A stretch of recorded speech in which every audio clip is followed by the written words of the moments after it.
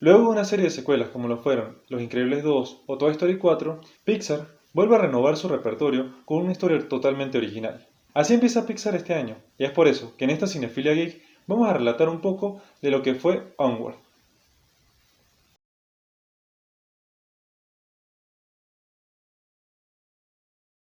Finalmente, ya tenemos en cartelera Onward, y gracias a los amigos de Multicine Las Tapias, pudimos disfrutar lo que fue este estreno.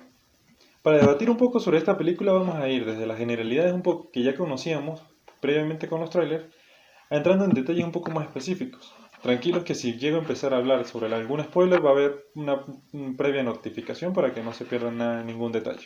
Onward está ambientado en un mundo mágico, un mundo en el cual está habitado por trolls, magos, elfos, duendes, unicornios, el cual, así como lo conocemos, tuvieron una grandiosa vida antiguamente. Sin embargo, la magia no es tan fácil de utilizar, y es por eso, cuando empiezan a aparecer inventos prácticos, las criaturas fantásticas prefieren quizás dejar a un lado su lado un poco mágico para tener una vida mucho más tranquila. Es por eso que muchos años en el futuro vamos a tener una ciudad totalmente utópica, tal como la podríamos conocer hoy en día, pero habitada por todas estas criaturas mágicas, donde podríamos ver sirenas en una piscina, podríamos ver centauros incluso manejando, pues han crecido un poco con esta mentalidad de que si hay algo que me facilita la vida, ¿para qué buscar un camino mucho más complicado si ya existe algo mucho más práctico? La historia se centra en dos elfos jóvenes. Ian, el elfo mucho más joven, un poco más introvertido, y Barley, el hermano un poco más buscapleitos entre los dos. La película se centra principalmente en Ian. Cuando inicia la película, este está cumpliendo sus 16 años, lo que se puede considerar la mayoría de edad si estamos en Estados Unidos. Por lo tanto, un día muy especial para él, pues es donde él puede empezar a figurar quizás como adulto y hacer labores en las cuales ya no es considerado como un niño. Por su parte, su hermano mayor habita en otro mundo o en otro tipo de, de responsabilidades, en el cual incluso llega a meterse en muchos problemas, pues se mete en sitios de protesta, pues él está muy arraigado con las creencias históricas.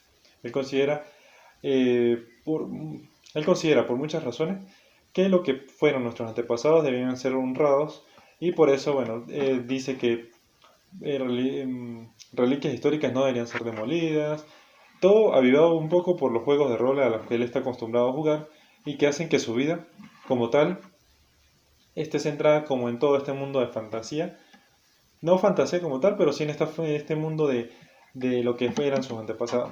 De hecho, bromeé un poco con Nian diciéndole que cuando un elfo llegaba a su mayoría de edad, pues debía ser como honrados en combate o de todo este estilo. Y Ian le dice, no, ya este tipo de cosas ya no se hace. Podría pensarse que por ser hermanos muy diferentes, ellos van a tener algún cierto choque, pero realmente no son así. Son hermanos que se llevan muy bien, que comparten muy bien, solamente como que sus intereses no están enfocados en el mismo sitio. El clímax inicial de la historia se centra en que Ian no ha conocido a su padre, pues tiene la mala fortuna de que su padre fallece justo cuando él era un bebé. A diferencia de su hermano, que al ser un poco mayor, tiene ciertos recuerdos. De hecho, específicamente menciona que tiene 3 recuerdos sobre su padre, lo cual Ian ve como cierta desventaja, pues solo conoce a su papá en fotos, en imágenes. Entonces, pues su sueño más anhelado es algún día conocer a su padre. La historia está un poco ambientada en una historia real, pues el director, Dan Scanlon, sufrió la pérdida de su padre cuando él era muy pequeño, y de alguna manera la relación que él tiene con su hermano la quiso transmitir o trasladar en esta película. Por lo tanto, la historia se ve muy genuina y muy auténtica. El tipo de público al que podría ir dirigido, aunque es para todo el público, quizás va más dirigido a aquellos que tengan hermanos, o más específico a aquellas personas que hayan tenido una pérdida no específicamente física, es decir, no tiene que haber muerto uno de sus padres, pero de las figuras paternas. Pues la ausencia de la figura paterna dentro de la película es muy evidente y es muy notoria y es lo que recalcan muy importante acá. Esto es fundamental, pues aunque Ian conserva a su madre y aún forma parte importante de su vida, hay sucesos en los cuales pues la figura paterna, en este caso, se le pueden atribuir elementos muy específicos o hechos a los cuales un hijo pudiera compartir. En el caso de Ian, por ejemplo, es que su padre le hubiera enseñado a conducir o el simplemente hecho de jugar con él a la pelota. Entonces estos elementos son muy recalcados dentro de la película y son muy explotados para sentir esa falta que Ian tiene hacia su padre. Sin embargo, su madre le dice que su padre cuando cumpliera la mayoría de edad le había dejado un regalo. Es un báculo y una gema, la cual, mediante un hechizo que les deja, les permitiría compartir con ellos un día completo. Su padre, aunque sí un simple contador, al igual que su hijo Barley, sentía gran afinidad por la antigüedad. Y es por eso que, admirado por consigue este tipo de artefactos y se lo deja a su hijo, pues me imagino que él sabrá que su vida no es tan larga como podríamos pensar y pues quiere darle una llave de seguro para poder conocerlos y específicamente dice que él quisiera ver qué ha sido de sus hijos más adelante. Este es el clímax central de la historia y en la cual se empiezan a impartir todo. Inicialmente porque el hechizo, aunque funciona, no está bien ejecutado y esto hace de que a la larga él solo conserve la mitad de su padre. La mitad inferior, y Barley echa bromas porque él dice que él recuerda que su padre tiene una parte superior, pero realmente es la más compleja porque aunque su hijo Ian sabe que está su padre, él no lo puede escuchar, no puede interactuar con él, y bueno, es algo medio forzoso. Sin embargo, él genera toda una lista de cosas que él desearía hacer con su padre, aunque sea por un día que lo tenga, y su misión es simplemente conseguir los artefactos que necesita para que el hechizo se complete y esta vez compartir con su padre. En cuanto al aspecto técnico, no tenemos nada que decir. Pixar sabe muy bien el avance que ha tenido y ya lo vimos en Toy Story 4. Hay una escena específica donde hay como están en el cuarto, que incluso las nubes como este polvillo que de repente podría parecer que uno puede ver pasando frente a uno, se ve perfectamente realizado. O sea, hay detalles que son demasiado bien cuidados, así que en la parte técnica no tenemos nada que decir. En cuanto a los personajes, la relación entre los hermanos se ve demasiado muy genuino, como les comenté. La vi la vi doblada, pero sin embargo lo que transmiten los actores de doblajes es totalmente espectacular, si bien es sabido. Igual la interpretación de Chris Pratt, quien interpreta a Bradley, y Tom Holland, que interpreta a Ian, es también totalmente genuino. Y de hecho son personalidades que son muy parecidas con sus contrapartes, podríamos decirlo, humanas.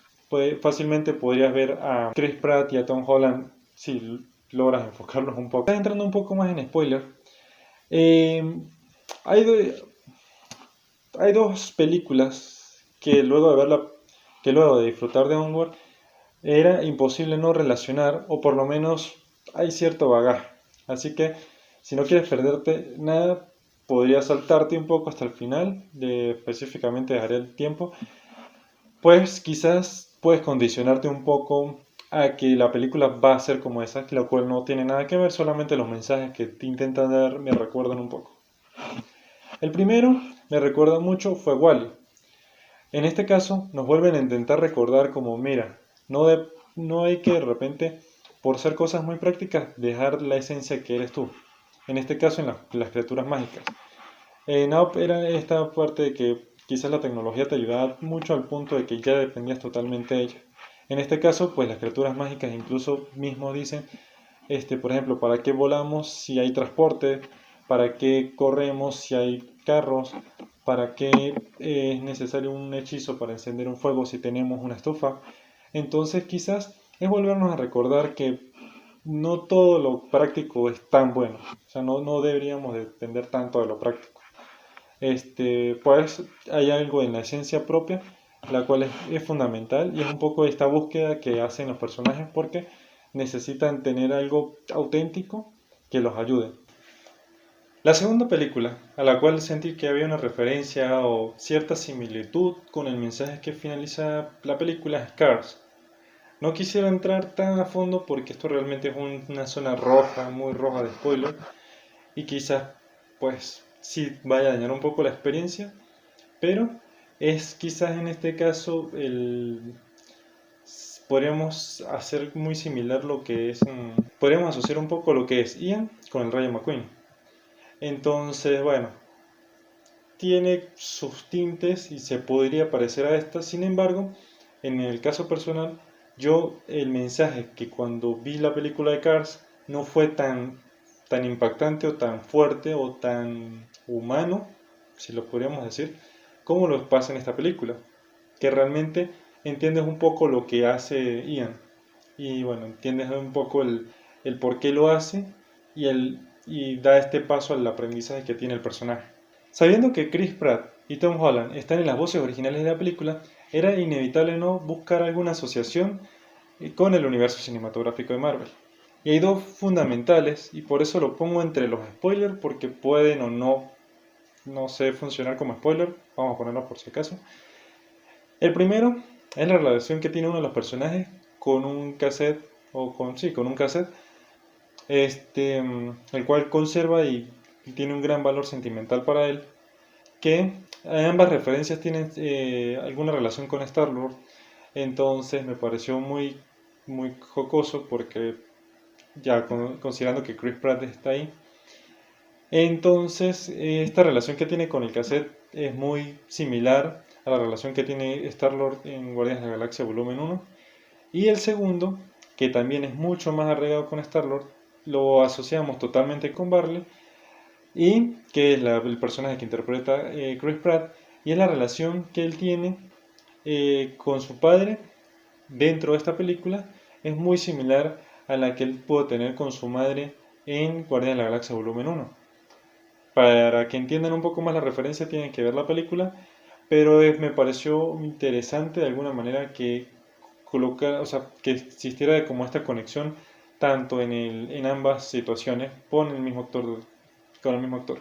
Por último detalle, quisiera destacar algo que tenía en mente, que no lo había comentado antes, pues no sabía cómo tomarlo y quería ver la película para saber cómo lo iban a trabajar. Y ya que vi la película, el personaje, que no tengo el nombre, que seguramente va a aparecer de este lado, tenía anuncio hace unas semanas que iba a tener la inclusión de un personaje LGBTIQ. Pues, de hecho, si no me equivoco, era específicamente un personaje queer, el cual era un oficial de policía, y lo mostraron tal. A primera instancia me pareció bien que Disney tomara este paso. Después pensé que el anunciarlo le quitaba un poco el mérito, pues era como decir, mira, estamos siendo muy políticamente correctos y inclusivos y queremos que sepas que esto está aquí. Quería ver cómo incluían este personaje, pues esto iba a también tener un poco de... Quizás esto iba a tener un poco el cómo las personas lo iban a ver o algo así. Quería esperar a ver la película y ya que disfruté de la película, creo que no tenía para nada este anuncio que ver. De hecho, me costó, o sea, no me costó, pero sí tardé en identificar cuál era este personaje. Como tal no es tan evidente, no sé si por eso hicieron el anuncio, pero creo que estaba como fuera de lugar haberlo anunciado.